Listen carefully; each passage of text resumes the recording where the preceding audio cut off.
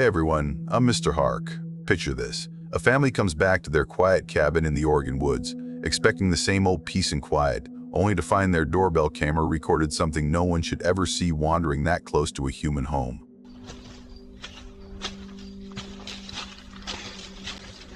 And the craziest part, that wasn't the last time. The camera caught them again, each visit stranger than the one before. But here's the thing. The real twist isn't just what showed up, it's why they kept coming back. I'm not spoiling that part yet. Before we dive in, make sure to like, subscribe, and share this video with anyone who still doesn't believe in Bigfoot. It really helps the channel out. Alright, let's begin. The first time I saw them, they were already gone.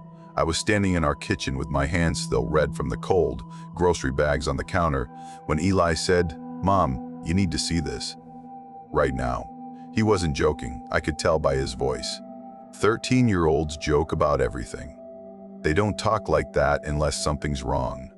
I remember the hum of the fridge, the ticking of the wall clock, the way the light over the table made a little circle on the wood. That stupid normal little circle. And then the sound of his thumb tapping the phone screen, pulling up the doorbell camera app. By the time I understood what I was looking at, it was already over. The recording had ended hours before we even pulled into the driveway. Whatever had been at our front door was somewhere in those trees again, watching or gone, and I had no way of knowing which. If you've never seen something on your own security camera that should not exist, you don't really know what fear is. My name is Martha. I was 50 when this happened. I'm 56 now. I spent most of my life in Portland working as a nurse, doing night shifts, raising our kid, paying off a mortgage. Normal life. My husband David is a contractor. We bought this cabin in the Oregon woods as a kind of halfway step toward retirement. A place to breathe. No neighbors, just trees. An old logging road, a well, a wood stove. It felt safe. We drove out most weekends and longer stretches in the fall when Eli could do his schoolwork online. It was quiet, cheap to live, and we liked that kind of isolation. It made us feel like we dropped off the radar a little, like the world's noise couldn't reach us. I can tell you this now, there's a difference between choosing to be alone and realizing you actually are. This was late October. I remember because we'd already stacked the firewood for winter. The air had that damp cold where you see your breath, but it hasn't snowed yet. We'd gone into town that morning, about 50 minutes of winding forest road, to get supplies, food, propane, a couple of new batteries for the smoke detectors. The trip was normal in that forgettable way. Coffee and travel mugs, Eli on his phone in the back seat, a bit of fog on the road down by the creek. I remember the girl at the grocery store saying there'd been a small quake early that morning. Something about dishes rattling in her kitchen. We hadn't felt anything at the cabin. We got back just before dark. First thing that felt off was the silence. Normally there are birds, squirrels, something. The forest is never really quiet. But when we pulled off the gravel and parked by the cabin, it was like the sound had sunk into the ground. No wind in the trees, no ravens. It was the kind of silence that makes you move slower without realizing why. David said, "Maybe rain's coming," and started unloading the truck. I walked up to the porch with Eli behind me. Our cabin has one of those video doorbells we installed more for bears and package thieves than anything. It's motion activated, records when something crosses the little invisible line in front of the door. I noticed the camera's tiny blue light was off. "That's weird," I said. "Battery's not that old." Eli was already pulling out his phone. "I'll check," he said. He handles most of our tech. I still lose remotes and couch cushions. I went inside, dropped my bag on the table, and started putting groceries away. I heard David outside tossing logs from the pile to the porch. The usual thud, thud scrape. I remember thinking I needed to clean the stove glass. Then Eli called from the doorway, "Mom." Not hey, not mom, just mom. I turned, and he was white. Actually pale. He was holding the phone out with both hands like it was something heavy. "What?" I asked. "Did it die?" "Is it not recording?" "It recorded," he said. He walked over and put the phone on the table in front of me. His hands were shaking. "Just watch." The video started like all the others. A timestamp in the corner. Grainy view of our porch and the clearing beyond the steps. It was about 2 in the afternoon according to the time. We'd been in town then. At first there was nothing, just our front steps, the wood pile along the left side of the cabin, the trees. Then something moved at the edge of the frame. I thought it was going to be a bear. We get them sometimes, sniffing for trash. It wasn't a bear. Something stepped out from between the trees. The first thing my brain did was try to fit it into something it knew. A man in a suit, a hunter in heavy gear, some kind of trick with the light. But it didn't move like a person, and it was too big. It filled the doorway of the forest. It walked into the clearing on two legs, heavy, slow. The hair on its body looked dark, almost black in that daylight. Shoulders as wide as my husband and I standing side by side. The head sat low between them, more like it rose out of the chest than the neck. You would think I'd scream or drop the phone or say something dramatic. I didn't. I just stared and felt this cold sink into me. My brain kept saying, "Number no. No, not this. Not here. Not on our porch." It came closer to the cabin, but not straight on. It drifted toward the woodpile. And then the angle of the camera caught more. Behind it, at the tree line, there were two more. One smaller, one bigger. They didn't come right away. They stood half-shielded by trees, watching the first one move. I remember saying, "That's someone in a costume." That has to be. Eli didn't answer. He was watching my face more than the screen. The one in the foreground reached the woodpile. It bent down like it was sniffing, moving logs with one big hand. You could see the muscles under the hair, the size of its hand against the split wood. No gloves, no seams, no fabric. The hair on the back of my neck stood up. Then the camera angle shifted slightly as the motion made it refocus, and I saw the largest one clearly. It stepped out enough that the whole chest and shoulders were in frame. Around its neck, across one shoulder, was something long and thick and pale with dark markings. For a second, I thought it was a rope. It wasn't a rope. It was a snake. A huge one, limp. The body hung down across its chest like some kind of dead scarf. You could see the pattern on the scales in the sunlight. The head bounced against its side as it moved. "Jesus," David said from behind me. I hadn't heard him come in. He was standing in the doorway, jacket still on, hands dirty from the woodpile. Pause that. I didn't. I couldn't move.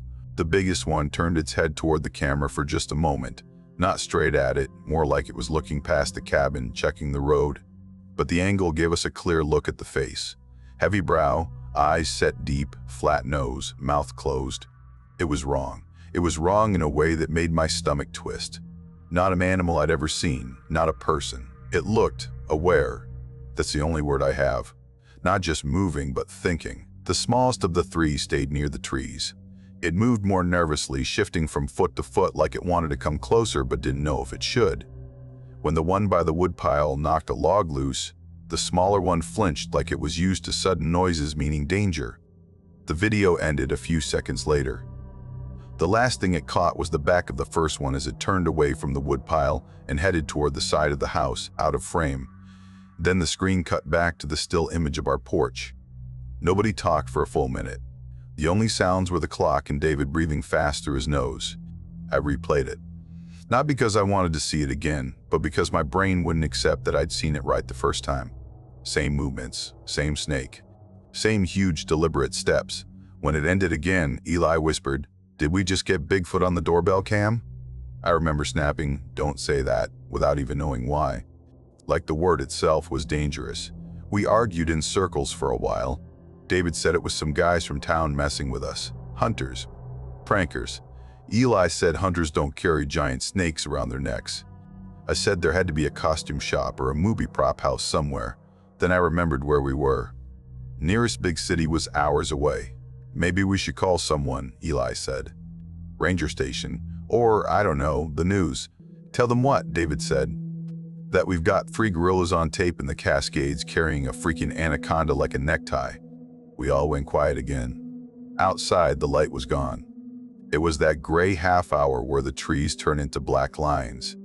David went around locking all the windows, even the ones we never bother with.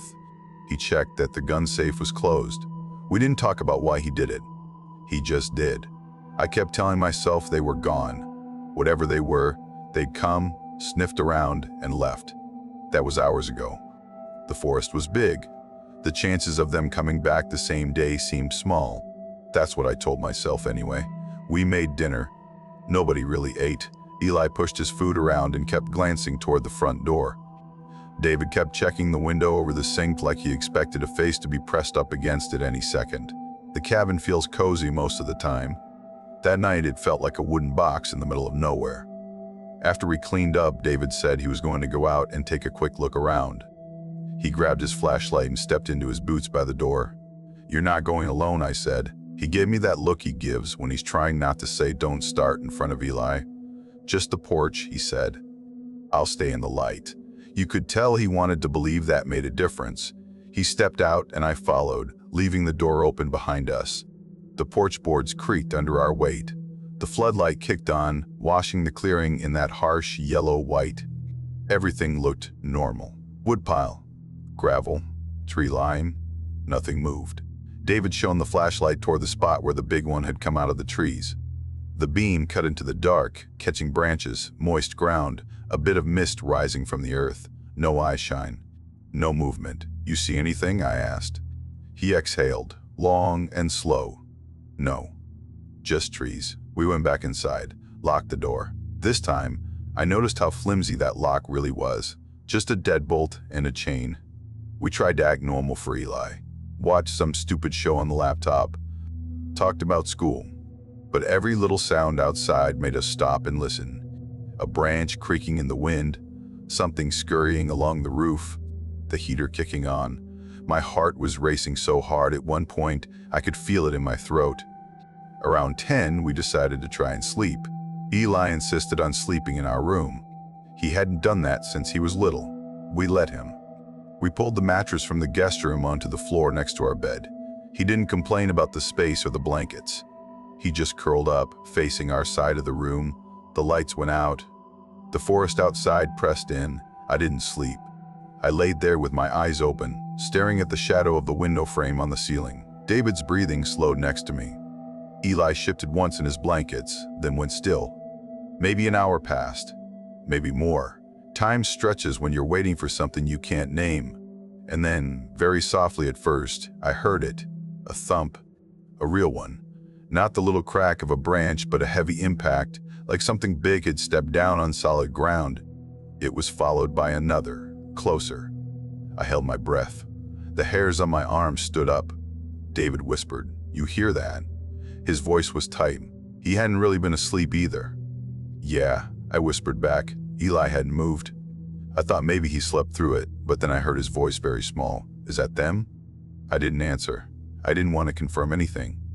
The footsteps continued, slow, deliberate, circling the cabin. You could feel them through the floorboards by the third or fourth one. A faint vibration, just enough to make the water glasses on the nightstand ring slightly. Then another sound. A low grunt. Not quite a growl, not speech. Something in between. It rose through the walls in a way that made my stomach twist. Deep, chesty, like it came from something large enough to fill the hallway. There was a scraping too, like something brushing along the outside wall. Not claws, more like rough skin or hair dragging against the wood. It moved from the corner of the bedroom, past the window, along the living room. At one point, something bumped the porch railing. It rattled. I wanted to get up and run to the doorbell camera feed to see what was out there. But the idea of walking across that dark living room, standing in front of the glass while something moved outside, was too much. I stayed in bed, clutching the blanket, listening. David reached under the bed for the shotgun. He didn't say it out loud, but I heard the safe click open and the soft slide of metal. "If they try the door," he murmured. "Don't shoot unless you have to," I said before I could stop myself. He turned his head. I could just make out his eyes in the dark. "You're serious?" I didn't have an answer for that either. All I knew was that something about those things felt aware, and I didn't want to find out what happened if we wounded one. The noises went on for what felt like an hour but was probably 15-20 minutes. Footsteps, grunts, that scraping sound. At one point, something exhaled right outside the bedroom window. The glass fogged slightly in the cold. I could see the faint patch from where I was lying. Then, slowly, it faded. The footsteps moved away. The night went back to wind and trees and the occasional owl. We didn't sleep the rest of the night. We lay there in a kind of stunned silence, waiting for more noises that never came. Morning light makes you feel stupid about what scared you at night. Sun came up, birds started in the trees, and for a little while I was almost able to pretend we'd overreacted. Almost. David made coffee with hands that still shook a little. Eli sat at the table with his hoodie up, hair sticking out, staring at the door. "Okay," David said finally, setting his mug down. "We have to look." "Look at what?" I asked, though I knew. He tipped his head toward Eli's phone, see if it recorded. Eli already had the app open. He tapped the newest video. The timestamp was just after midnight. The image flickered to life. The grainy, black and white night vision view of our porch and yard. The infrared made everything look washed out and strange. But it didn't take long for motion to trigger the camera. They came from the opposite side this time. Not the tree line straight ahead, but the darker gap near the driveway. The first shape stepped into view, and for a split second I thought it was carrying a person. There was something slung over its shoulder, heavy, limp. My stomach dropped. Then the angle changed as it got closer, and I saw the snout, the bristled hair, the curled hooves. "Is that a pig?" Eli said. It was bigger than any pig I'd ever seen, but yeah, a wild boar. Its legs dangled on either side of the creature's chest. Its head hung weirdly back, mouth open, tongue lolling. The big one from before, the one with the snake, wasn't wearing it this time. The snake was gone. Instead, all three of them were focused on the thing they'd brought with them. The middle-sized one walked ahead, scanning the cabin, turning its head slowly like it was checking angles. The smallest one stayed a few steps behind, on the gravel, shifting from one foot to the other. The one with the boar stopped in the middle of the yard. It lowered its shoulder and let the animal slide off in a kind of controlled drop. Even dead weight, it handled it like it was moving a sack of flour. The boar hit the ground with a thud you could feel through the mic. Dust puffed up around it. The creature knelt beside it, examining something on its neck or chest. You could see long fingers in the night vision, brushing the bristles, pushing the head side to side. Meanwhile, the one in front had moved closer to the porch. It didn't come all the way up the steps. It stopped just at the edge of the light, head turned toward the cabin door. It stood there, breathing slowly, chest rising and falling. I watched my own door on the screen while sitting 10 feet from it in the real world. It's a strange feeling, seeing where you are and where you were on a delay. "Why do they keep coming back here?" I said. David didn't answer. The smallest one had walked around to the woodpile again. It was touching the logs, sniffing them. One log rolled off and hit the porch step. The little one flinched, then looked directly at the doorbell camera. I don't know how else to say this. It looked scared. Not like an animal startled by a loud noise. More like a kid caught somewhere they weren't supposed to be. Its shoulders hunched, eyes wide. It took a step back, then another, keeping its gaze on the camera like it knew it was being watched. My throat tightened. Something in me shifted just a little. The middle one grunted from the yard, a low, short sound. The smallest one responded with a softer, higher grunt and stepped away from the porch closer to the others. They stayed like that for a while, one guarding the edge of the light, one near the boar, one watching from the side. Then, almost together, they all turned their heads toward the tree line, the same direction. Like they'd heard something. You couldn't hear it on the video, just the faint hum of the mic and the wind. But whatever it was, it made their whole posture change.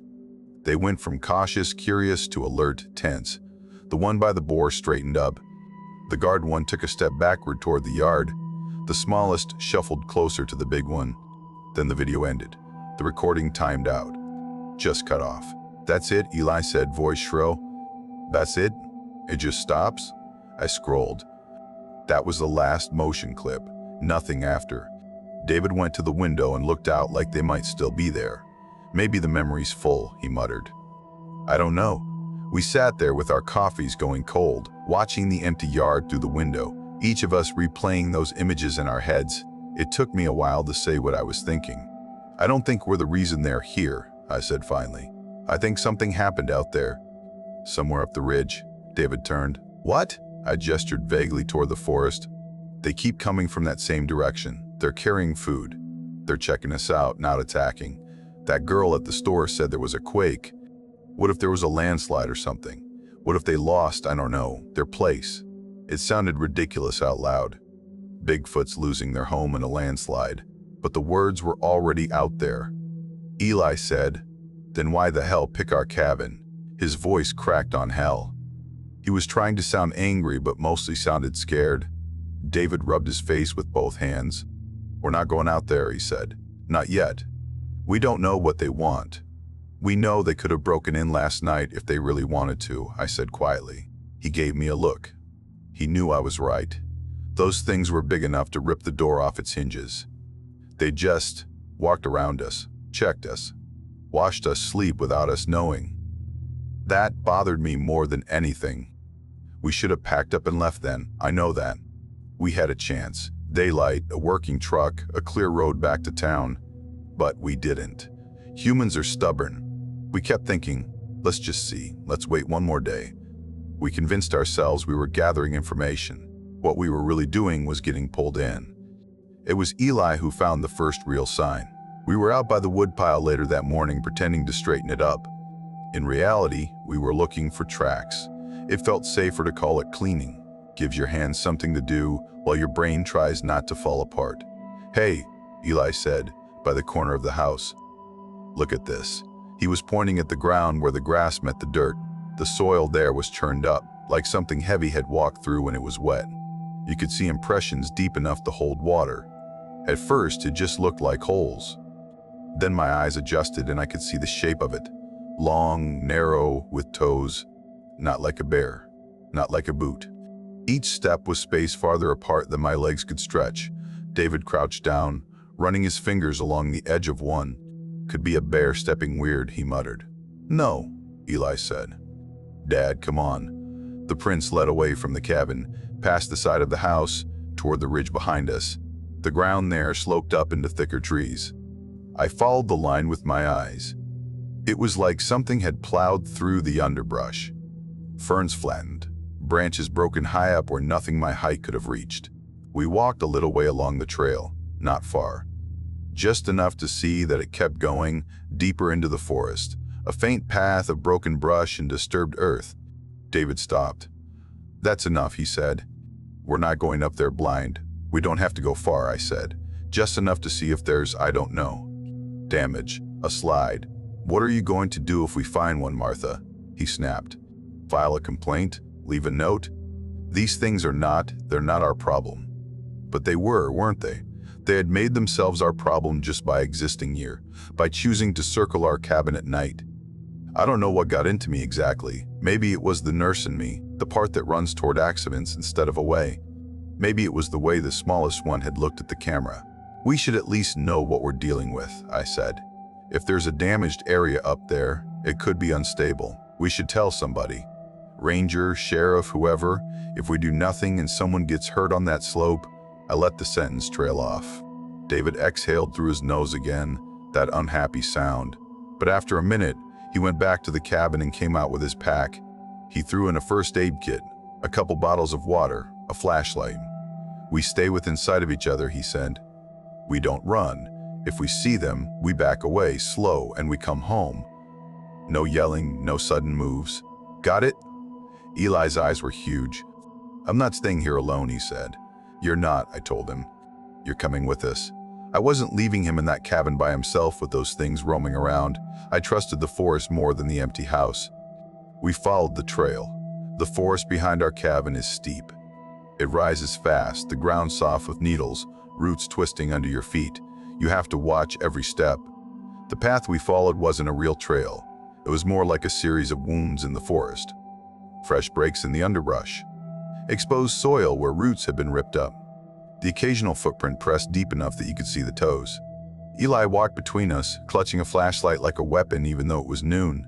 We climbed for maybe 15, 20 minutes. Breath puffing in the cold air. The smell of damp earth and moss heavy in our noses. Then we started seeing bigger signs. A tree snapped off halfway up the trunk, not from rot but from force, the break fresh and pale. Another one uprooted entirely, roots exposed like a giant hand clawed it out. A wide swath of ground where everything seemed pushed downhill. I heard it before I saw it, a faint trickling sound, like water where there shouldn't be any. And then we came around a bend and stopped. The hillside ahead of us had given way. It wasn't huge, not like those landslides you see on the news that take out whole roads, but it was big enough to matter.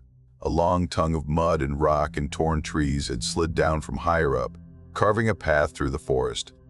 At the bottom of the slide was a tangle of trunks and boulders. Patches of dark, wet earth glistened where groundwater had been exposed.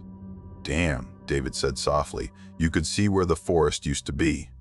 A line at the top where the trees still stood, then a raw gap where they'd been ripped out and thrown downslope. The trail of disturbed brush we'd been following led straight to the edge of it. I stood there staring, and suddenly the whole thing rearranged itself in my head. The prints, the recorded visits, the boar. The way they kept looking back toward this direction in the videos. "They lived here," I said. The words came out flat. My throat felt tight.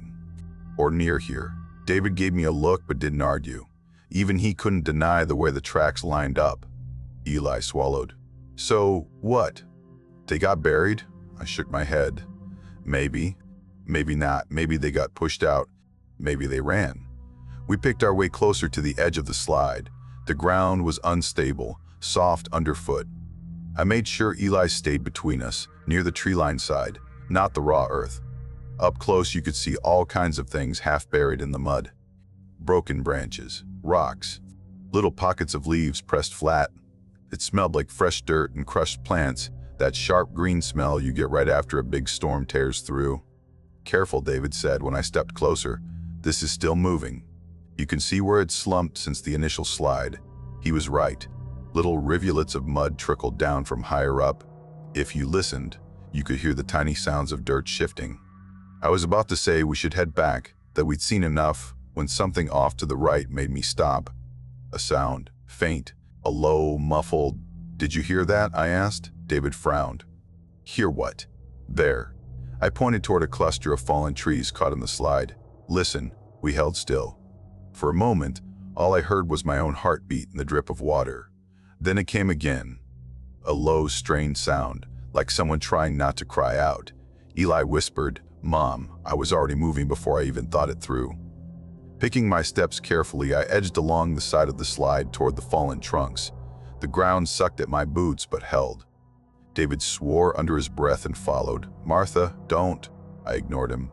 As we got closer, I could see that one of the big logs had come down at an angle and lodged against another, leaving a small pocket beneath it. Something dark was caught there. At first it looked like more mud and branches, then it moved. It was just a shift, a tremor, but it was enough. My stomach dropped. "Jesus Christ," David said behind me. There was hair, dark, matted, packed with dirt. A shoulder maybe, part of a back. I couldn't see the whole shape, but I could see enough to know two things. It was large, and it was alive. It made that sound again, the low, strangled whimper. It was trying not to be loud, trying not to draw attention. That broke something in me. "Is that one of them?" Eli's voice was barely audible. I nodded. My mouth was dry. "I think so." Its breathing was shallow and fast. You could see the ribs move under the hair. One arm, if you could call it that, was pinned under the log. The fingers twitched weakly, scraping at the mud. I forgot for a second that I was supposed to be afraid. All I saw was something alive and trapped, and my brain flipped into the same mode it used when I found a patient on the floor or a kid who'd fallen off a bike. "We have to get this off," I said. "David, help me." He stared at me like I'd lost my mind. "Are you serious?"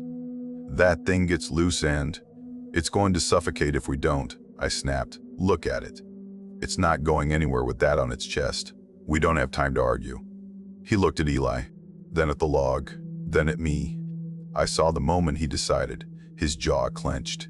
"Eli, back up," he said. "Stay near the tree line. If it moves, you run. Don't wait for us." Eli shook his head so hard his hood slid off. "I'm not leaving you." "You're not leaving," I said. "You're just staying out of the way. We need eyes on the slope. If anything else moves, you tell us." He swallowed and nodded once.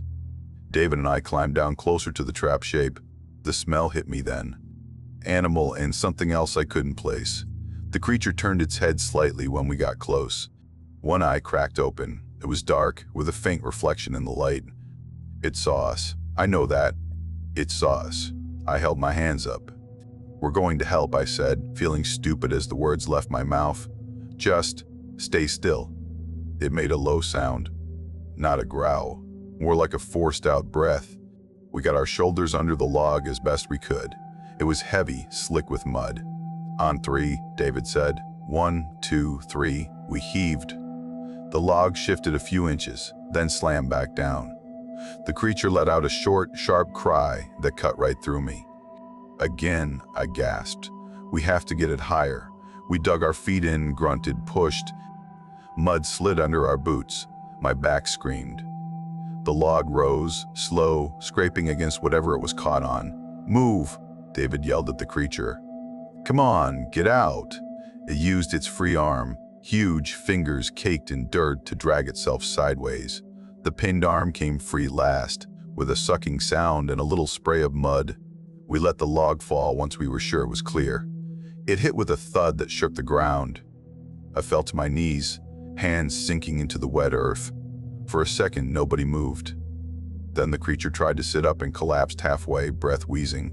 Its chest rose and fell like a bellows. You could see where the weight had pressed into its ribs. There were dark patches in the hair that could have been bruises or worse. Up close, it was smaller than the ones in the videos.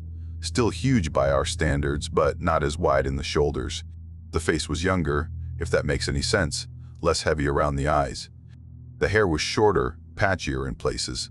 Eli whispered from behind us, "It's a kid." And that's when everything shifted for me. The fear, the anger, the confusion, it all collapsed into something else. This wasn't some monster. This was somebody's child, or the closest thing they had to that. "We can't just leave it here," I said. "It's exposed. If that slope shifts again, it's not walking anywhere on its own," David said, breathing hard. His shirt was covered in mud. "Look at its chest. It's struggling already. We have to get it somewhere flat, level." I looked back toward the cabin, down the ridge. I pictured carrying something this size all the way. My arms ached just thinking about it. "We could use the sled," Eli said suddenly. "The one for firewood." He was right. We had an old plastic sled we used to haul logs from the woodpile in the winter. It was light but strong. I nodded. "Go get it," I said, "and grab blankets, whatever's clean." He took off down the path, half sliding on the needles. While he was gone, I knelt beside the creature. I didn't touch it yet. I didn't know if that would make it panic. "Can you understand me?" I asked quietly. "We're going to move you. It's going to hurt, but we're trying to help." Its eye found mine again. There was pain in it, and fear, and something I can only describe as confusion. Like it was trying to make sense of us the same way we were of it. Up close, you could see things the camera never caught. Scars along its arm. A small patch of lighter skin near the neck where the hair was thinner. Mud packed deep in the hair around its ribs. It tried to lift one hand and failed. The fingers twitched in the air and fell back. Eli came crashing back through the brush a few minutes later, dragging the sled behind him. He was breathing hard, cheeks flushed. We rolled the sled as close as we could without losing footing, then carefully tried to shift the creature onto it. It wasn't easy. It was heavy, and every time we jostled it, it gasped in pain. There was a moment where its hand closed, briefly, around my wrist. Not hard, just enough to make me feel the strength in those fingers.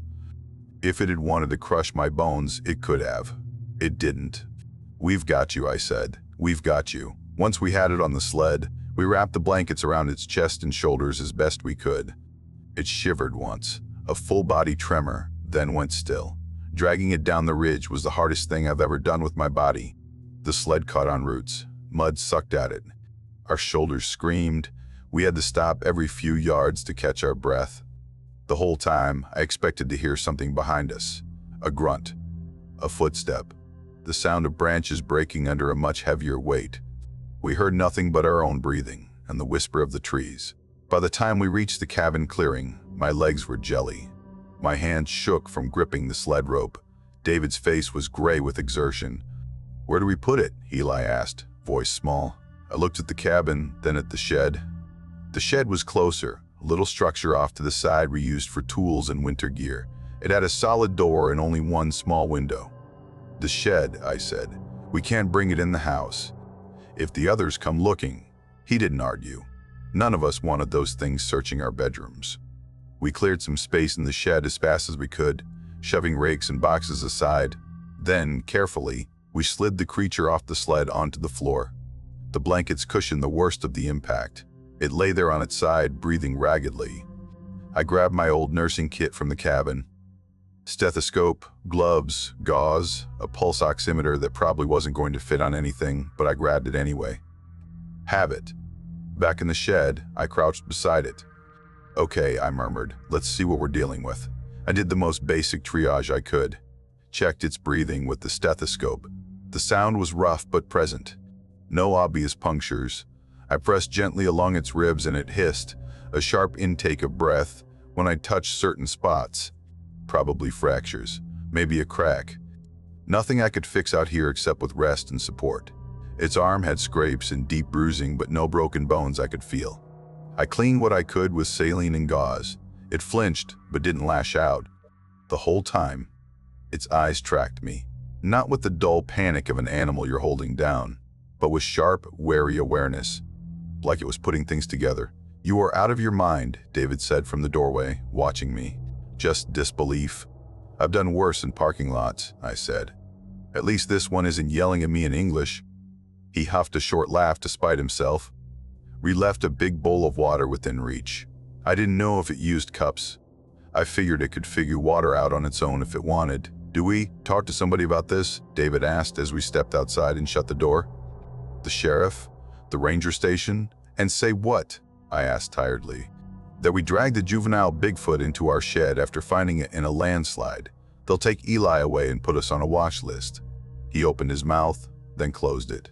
He knew I wasn't wrong. We watch it, I said. We see if it stabilizes. We keep the door locked, and we hope the others don't come crashing through the wall tonight. Eli had been quiet this whole time, arms wrapped around himself. Do you think they know? He asked. The others. Do you think they know it's alive? I thought about the way they'd looked off toward the ridge in the video. The sudden tension. How they brought food closer to the cabin after that. I think they're looking, I said, and I think we just took away the only thing they're looking for. The rest of that day is a blur. We checked on the juvenile every hour or so. Sometimes it was awake, sometimes not. Its breathing stayed rough but steady. It took a few sips of water at one point, awkwardly, scooping it with its hand and bringing it to its mouth. That made me weirdly relieved. Something about that gesture, the way it cupped its fingers, was almost human. We didn't give it food. We didn't know what it could handle with injured ribs, and the last thing I wanted was to trigger some kind of choking fit we couldn't fix. As the sun dropped, my anxiety climbed. The forest outside changed color, then faded to gray, then black. Sound seemed to thin out again. Eli slept for maybe an hour on the couch and woke up with a start, saying he heard something even when there was nothing. Around 10, I turned off all the inside lights and left the porch light on. I wanted the camera to have a clear shot of the yard. I also wanted to see them coming if they came. We didn't pretend to go to bed this time. We sat at the kitchen table, all three of us, watching the doorbell feed on Eli's phone and listening to the woods. It started with a single knock, not a polite knock on the door. A sharp rap somewhere on the outer wall, just one. Then silence. Then, a minute later, another one. Somewhere else. Wood knocks, Eli whispered. That's what they say on the forums. They knock on trees. Okay, I said. My voice sounded calm and thin even to me. We stay inside. We don't respond. The knocks got closer together. Then came the footsteps. Heavy, deliberate, moving through the yard. The doorbell camera picked up motion and the screen flicked from the still porch to the live view. They were there, all three of them, standing just outside the circle of porch light. Tall, dark shapes against the trees. Their eyes caught the light in little flashes. The biggest one stepped forward, just enough that the camera caught its face. If I hadn't already seen it clearly, I think I would have fainted. It looked from the door to the window, then toward the shed. It knew. You could see the moment of realization in its posture, the way it straightened, the way its head tilted just so. The smaller one, the other juvenile maybe, paced along the edge of the yard. It kept glancing toward the shed, making low, distressed-sounding noises. Even without understanding the language, you could hear it. The middle one stayed back a bit, scanning the tree line. They're looking for it, I said quietly. My chest ached. They think we took it. David's knuckles were white around the edge of the table. We did take it, he said, to help. To help. They don't know that. On the screen, the biggest one stepped closer to the porch, not all the way, but enough that the light caught more of its chest. Its breathing was visible, slow and deep. It didn't look panicked. It looked controlled, focused. At one point, it raised its head and let out a sound. It wasn't a scream. It wasn't a roar. It was a long, low call that vibrated through the walls. My ribs buzzed with it. Somewhere outside, the juvenile in the shed stirred and let out a short answering sound, muffled by the walls. Eli covered his mouth. "They're going to tear it down," he whispered. The big one turned its head toward the shed, took a step in that direction, then stopped. For a second, I thought it was going to charge. My whole body tensed. Instead, it did something I still don't understand. It knelt. Right there in the yard, in full view of the camera, it went down on one knee. Head bowed, one hand resting on the ground. I didn't breathe. It stayed like that for a few seconds, then let out another shorter sound, almost like a plea. The smaller one paced restlessly. The middle one watched the trees. Finally, after what felt like an hour but was probably a minute, it stood up again. It looked directly toward the shed one more time, then back at the cabin. Its eyes lingered on the door, on the camera, like it could see through both. Then, slowly, they backed away, not turned and ran. Backed, eyes on us until the tree line swallowed them. The sounds of their footsteps faded into the forest. For a long time, none of us moved. "I think they know we're not hurting it," I said finally, voice barely above a whisper. David rubbed his face. "Or they're waiting," he said. "Either way, we're not sleeping tonight." We didn't. Around 4 in the morning, the sky started to pale. That thin, colorless light that comes before sunrise leaked through the windows. The juvenile in the shed had been quieter the last couple of hours. Its breathing sounded a little less ragged. When I checked on it just before dawn, it met my eyes with something like awareness of the day. I don't know how else to say it. Like it knew something was going to happen. "We can't keep it here," I told David when I came back inside. "We're not equipped, and they're not going to give up." He was staring out the window at the yard, mug clutched in his hands. "What are you suggesting? We give it back?" He turned. "And how exactly do you propose we do that? Put it on the front porch with a note?" "We bring it out," I said. "At first light, when they can see us clearly. No guns. No sudden moves. We show them we're not a threat." His jaw tightened. "And if they decide we'd make a nice side of bacon to go with their boar?" I swallowed. Fear crawled up my spine, but something else was there now too. A kind of stubbornness. "We've seen how big they are," I said. "If they wanted us dead, last night was the time. They could have taken this place apart with their bare hands. They didn't. We owe them the same restraint." Eli was sitting at the table, knees pulled up to his chest. "I don't want you to go out there," he said. His eyes were shiny. "I know," I said, "but if we don't, this doesn't end.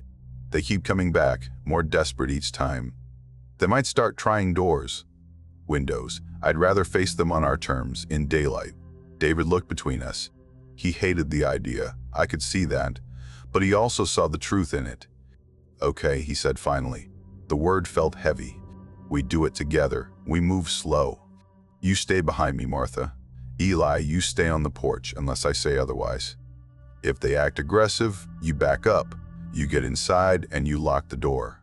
Understand?" Eli's voice shook. "What about you?" "We'll be right behind you," I said. I hoped it was true. The world outside was still when we stepped onto the porch. The sky had gone from gray to a faint blue. Mist hung low over the ground. The trees were dark silhouettes against it. Nothing moved. We crossed the yard to the shed. My hands trembled as I unlocked the door. The hinges creaked softly as it swung open. Inside, the juvenile struggled to sit up, propping itself on one arm. Its chest rose and fell quickly when it saw us. Its eyes flicked between our faces. "It's okay," I murmured. "We're taking you home." It didn't understand the words, but maybe it understood the tone. It let us wrap the blankets around it again without flinching. Getting it back onto the sled was easier this time. It could help a little, shifting its weight. It grunted in pain once, but didn't cry out. We pulled the sled out into the yard, and that's when we knew they'd been watching the whole time. The forest edge to our left, where the ridge trail began, shifted. A dark shape stepped forward. Then another, then another. They had been there, in the trees, waiting for us to come out. My heart slammed against my ribs. Every instinct I had screamed at me to run back inside, but my feet stayed planted. The biggest one led. The middle-sized one stayed to its right, slightly behind. The remaining juvenile, slightly taller than the one on our sled, hovered near the back, shifting from side to side. They stopped a good 20 yards out, close enough that I could see their faces clearly in the growing light. The big one's eyes went straight to the sled. The muscles in its jaw clenched. Its chest rose and fell faster. I swallowed hard and stepped slightly in front of the sled, hands raised, palms out. I felt David tense behind me. "It's okay," I said, voice shaking. We're not hurting it." The big one's gaze flicked to me. Held. There was so much in that stare. Anger, fear, calculation. I felt like a bug under a microscope. For a long moment, nobody moved. Then the juvenile on the sled let out a weak sound. Not loud, but sharp, directed. Its head turned, just a little, toward the others. The younger one in the tree line made a noise back, high and broken. It took a step forward without meaning to, then stopped itself. The big one's whole posture changed. Its shoulders dropped a fraction. Its eyes softened at the edges. I watched realization and relief slide over its face like a shadow moving. It took a step toward us. Then another. Slow, deliberate. The other two stayed back. I could feel David's hand hover near my back. Not pushing me, just ready to pull if needed. The big one stopped about 10 yards away. Close enough now that I could see details again. Scars, a patch of missing hair on one forearm, a faint smear of dried mud on its chest. It looked down at the sled. The juvenile tried to push itself up, failed, and flopped back. It reached one hand out, weakly, fingers curling in the air. The big one made a sound then that I will never forget. It was low and soft and broken in a way that went straight through me. You didn't need a translation to know what it meant. It looked at me. Slowly, so slowly I thought my muscles would snap, I took one step back from the sled, giving it room. The big one glanced at David, then back at the sled. It stepped forward, closing the gap. When it reached the sled, it crouched. The ground shook slightly with the motion. It slid one arm under the juvenile's shoulders, the other under its knees, the same way I've seen human parents pick up their kids 1,000 times. The juvenile winced, but didn't cry out. Its hand clutched weakly at the fur on the big one's chest. For a second, the big one's head bowed. Its chin touched the top of the juvenile's head. Its eyes were closed. I realized I was holding my breath. Then it stood. Holding the juvenile close against its chest, it slowly straightened to its full height. The injured one looked impossibly small in its arms, despite the fact that it had nearly crushed us on the hillside hours before. That contrast messed with my head. The big one turned to face us fully. Its eyes met mine again. There was a moment, just a heartbeat, where everything went quiet. No birds, no wind, no voices. Just that eye contact. I don't know how to explain what passed between us in that second. I don't believe in mind reading or any of that. But I swear to you, there was something like understanding there. Not words, just recognition. It lifted its chin just a little. A nod almost. Then it turned away. The middle-sized one stepped forward to support the juvenile's legs. The younger one hovered close, making soft, urgent noises. They moved together toward the tree line. Slow, careful steps. They didn't rush. They didn't look back until they reached the edge of the forest. Then, just before they disappeared into the trees, the big one turned.